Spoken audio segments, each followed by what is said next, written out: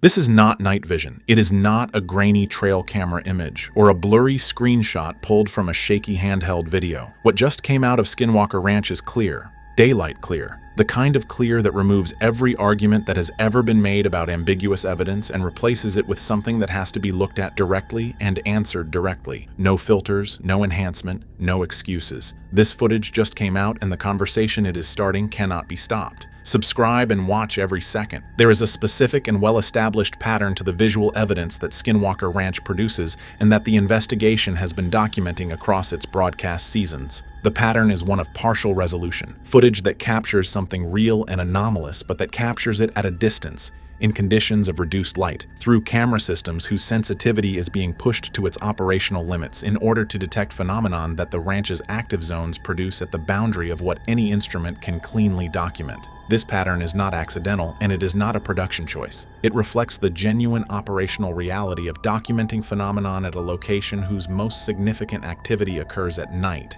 at altitude, underground, or in conditions that the investigation's monitoring infrastructure was not specifically designed to capture. Every thermal hit from the mesa zone that the broadcast episodes have shown has been a heat signature resolved at the limit of the camera's range. Every aerial object tracked above the property has been documented at distances where the resolution of even the most sophisticated tracking systems produces imagery that the skeptical viewer can point at and describe as ambiguous. Every underground instrument reading has been a number on a screen rather than a visual document of what generated the number. That is the visual record the investigation has accumulated across its seasons.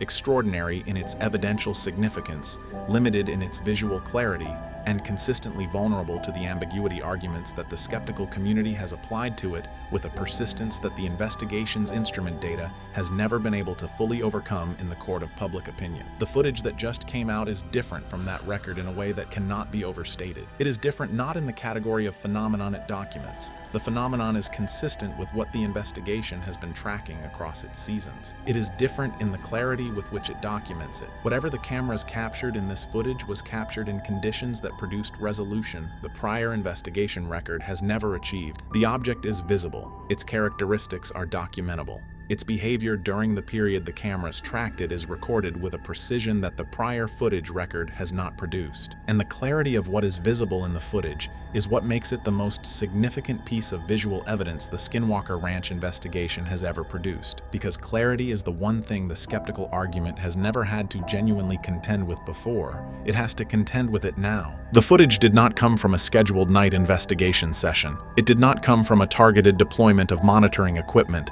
at a specific active zone based on prior instrument data. It came from a routine morning equipment check, a standard operational procedure in the investigation's monitoring infrastructure, in which team members conduct a physical inspection of the camera systems and sensor arrays positioned across the property to verify that the overnight recording sessions have logged correctly and that the equipment is functioning within its operational parameters. The morning was clear. Visibility across the property was unrestricted by the atmospheric conditions that frequently complicate the investigation's daytime documentation efforts. The ground fog that settles in the lower sections of the property overnight was already burning off by the time the team began the equipment check, and the light quality across the mesa and the surrounding terrain was the kind of flat, even daylight illumination that camera systems produce their cleanest imagery under. Nobody was looking for anything. That is the detail that the team members who were present that morning have consistently emphasized in the accounts they have given of the circumstances of the capture, the absolute ordinariness of what they were doing when the cameras caught what they caught. The equipment check had been proceeding through its standard sequence when the camera operator covering the northern sector of the property noticed something in the live feed from one of the fixed monitoring units positioned on the elevated terrain above the homestead area. The object was not subtle. It was not the kind of peripheral movement or marginal reading that the investigation's experienced team members have learned to assess carefully before flagging as potentially significant. It was there, in the frame, in the middle of the frame, in conditions of full daylight visibility with the camera system operating within its normal parameters and the recording infrastructure logging continuously. The operator called it immediately. By the time the second team member reached the monitoring station and confirmed what the live feed was showing, the recording had already captured the first 40 seconds of what would become the clearest piece of anomalous visual evidence the Skinwalker Ranch investigation has ever produced. What happened in the next 4 minutes and change is what the footage documents.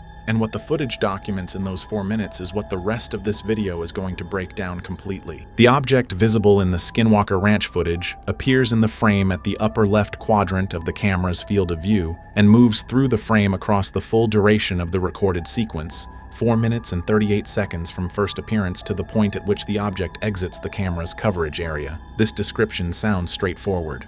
What makes it significant is what the frame-by-frame analysis of that movement produces in terms of the object's characteristics, its behavior, and the specific relationship between its documented properties and every conventional explanation that the analysis process applied to it. The object's dimensions are the first characteristic the frame-by-frame analysis establishes with clarity. It is large, not large in the ambiguous sense of a thermal return whose size is difficult to assess at distance, large in the specific and measurable sense of an object whose apparent dimensions, calculated against the known dimensions of the terrain features visible in the same frame, place it significantly outside the size range of any conventional aircraft in the civilian or known military inventory. The shape is the second characteristic the analysis documents. The object is not spherical in the way that the atmospheric plasma phenomenon or the ball lightning explanations that the skeptical community applies to similar footage would predict. It has consistent geometry across the full duration of the recording, a geometry that does not change as the object moves through the frame,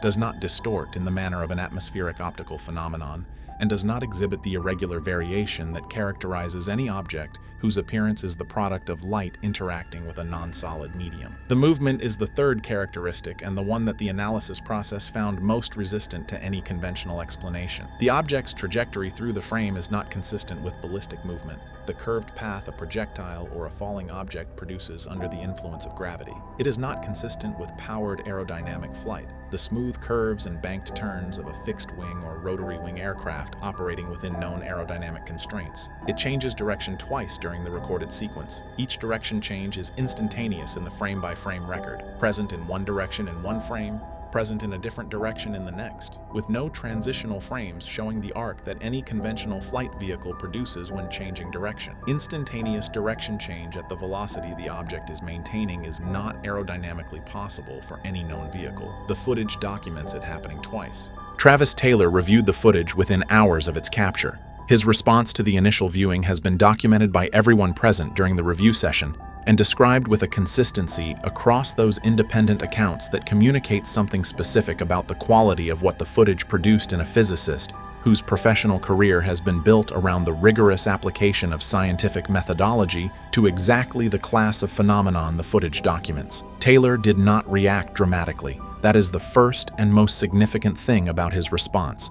He watched the footage through its full duration without speaking. He asked for it to be replayed. He watched it a second time. He asked a single technical question about the camera system's operational parameters during the recording, a question whose specific content reflects the systematic process of eliminating equipment artifact as a conventional explanation before engaging with the implications of what the footage shows. The answer to the question confirmed that the camera was operating within its normal parameters, and that the recording infrastructure was logging correctly throughout the sequence. Taylor watched the footage a third time. Then he said 4 words that the accounts of everyone present describe with identical precision. He said, "Run the numbers." That instruction initiated the technical analysis process that produced the frame-by-frame documentation described in the prior section of this video. Taylor's direction of that analysis process across the hours that followed the initial viewing is documented in the investigation's internal record and reflects his professional commitment to establishing what the footage shows through quantitative analysis rather than qualitative impression. The velocity calculations he directed produced numbers that he has subsequently described in his careful public language as being in a range that requires explanation. The direction change analysis produced results that his physics background gives him the specific vocabulary to characterize with precision, and the characterization he has used in the limited public references he has made to the footage is the most direct statement he has made about any piece of Skinwalker Ranch evidence in his seasons on the property. He said the direction changes documented in the footage are not consistent with any propulsion system whose operating principles are represented in the current scientific literature, not inconsistent with known aircraft, not inconsistent with known atmospheric phenomena, not consistent with any propulsion system in the current scientific literature. That is a physicist with a classified defense research background telling you that what the footage shows is operating on principles his professional knowledge does not account for. The footage was submitted for independent technical analysis within 48 hours of its capture, a decision that reflected both the investigation's standard protocol for significant evidence and the specific quality of what the footage contained that made independent verification a priority rather than a procedural formality. The analysts selected for the independent review were chosen on the basis of their professional backgrounds in optical physics, aerospace engineering, and digital imaging forensics, disciplines whose combined relevance to the specific questions the footage raised made their assessments the most technically defensible available. None of the three analysts had prior engagement with the Skinwalker Ranch investigation. None of them were told the footage's origin before conducting their initial analysis. The digital imaging forensics assessment was the first to be completed and the first to address the question that every piece of anomalous footage must answer before its content can be seriously evaluated: whether the footage is authentic. The forensics assessment examined the recording's metadata, the pixel-level consistency of the object across frames, the relationship between the object's visual characteristics and the lighting environment documented in the surrounding frame, and the absence or presence of the digital artifacts that post-production compositing and CGI insertion produce in video footage at the pixel level. The assessment's conclusion was unambiguous. The footage has not been altered. The object is present in the original recording. Its visual characteristics are consistent with a physical object present in the environment when the camera was recording, rather than an element introduced into the footage after the fact. The optical physics assessment addressed the question of whether the object's visual characteristics are consistent with any known natural optical phenomenon: atmospheric optical effects, lens artifacts, light diffraction events, or any of the other conventional explanations that the skeptical literature applies to anomalous aerial footage.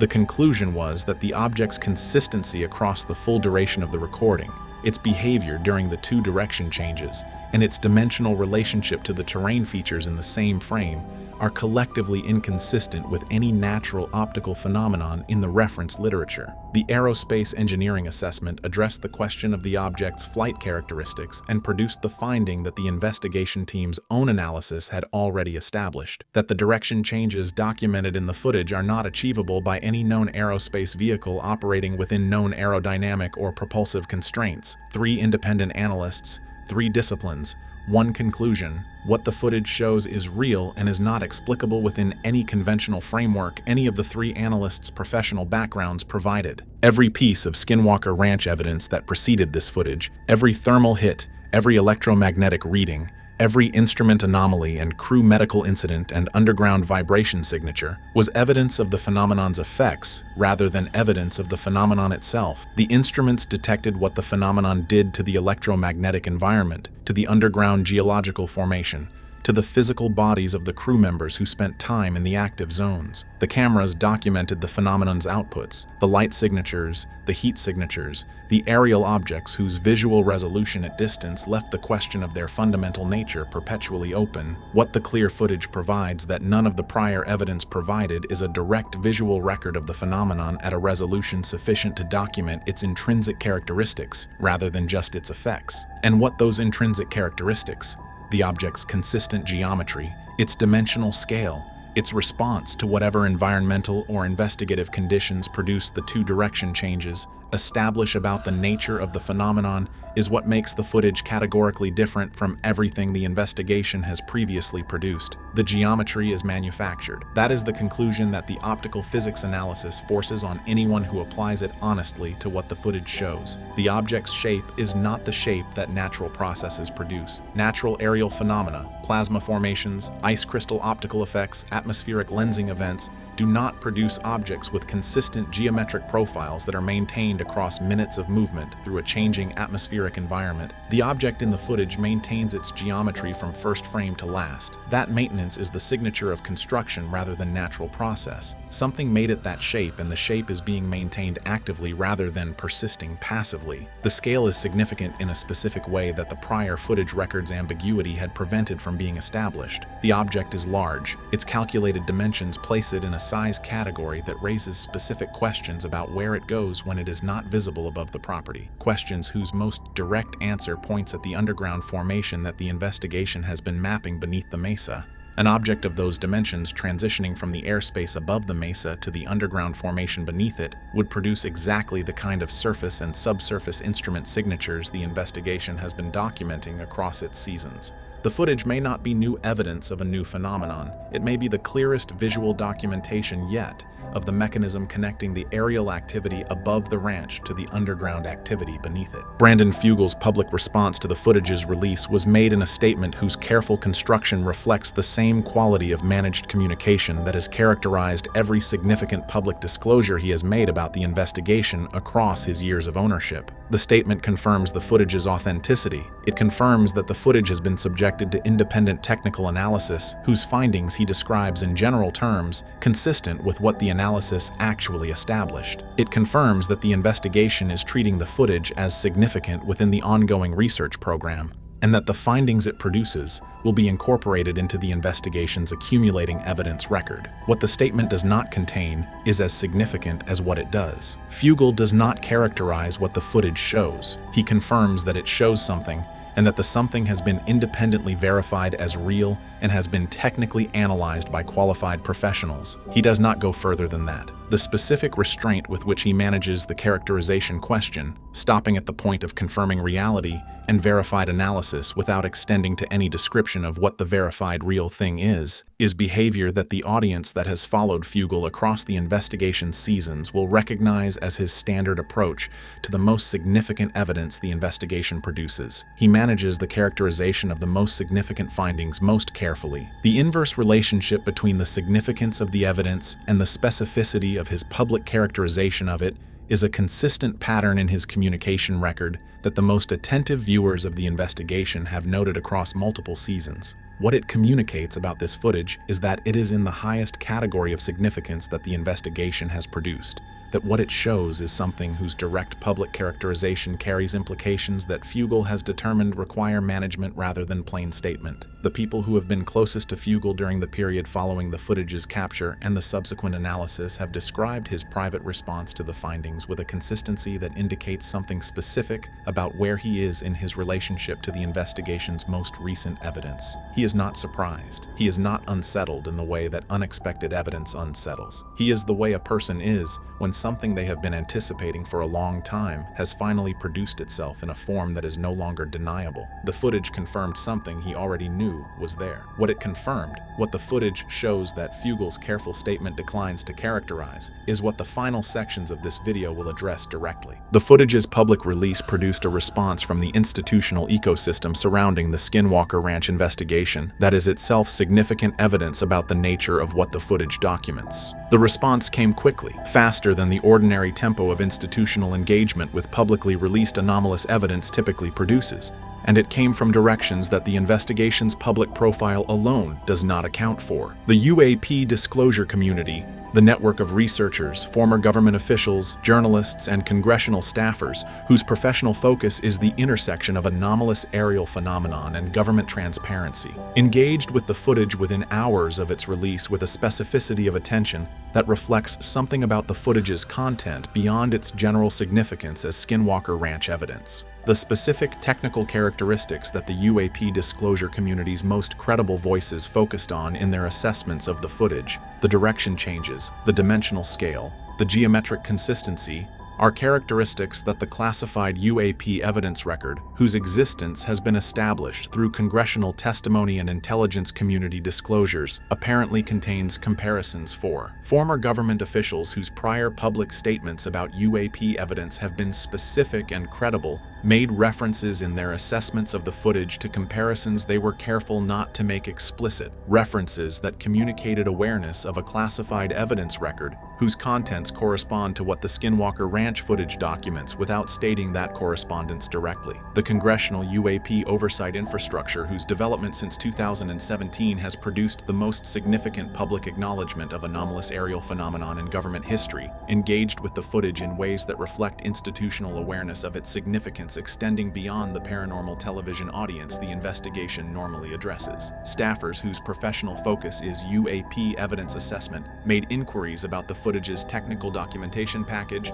the kind of inquiries that reflect interest in whether the evidence meets the evidentiary standard for inclusion in the classified assessment processes whose existence the congressional oversight work has established. The government's relationship to what the Skinwalker Ranch cameras have been documenting across the investigation seasons has always been the most significant and least publicly addressed dimension of the investigation's broader context. The response to this footage's release suggests that the relationship between what the investigation's cameras just documented in daylight and what the classified UAP evidence record contains is closer than the managed public distance between those two bodies of evidence has previously allowed to be acknowledged. Every prior piece of Skinwalker Ranch visual evidence has been vulnerable to one argument: ambiguity, distance, low light, instrument readings rather than images. The skeptical community has lived in that ambiguity for years, and it has been effective because the prior footage record never fully closed the door on conventional explanation. This footage closes it. What was documented above Skinwalker Ranch in full daylight by a camera operating within its normal parameters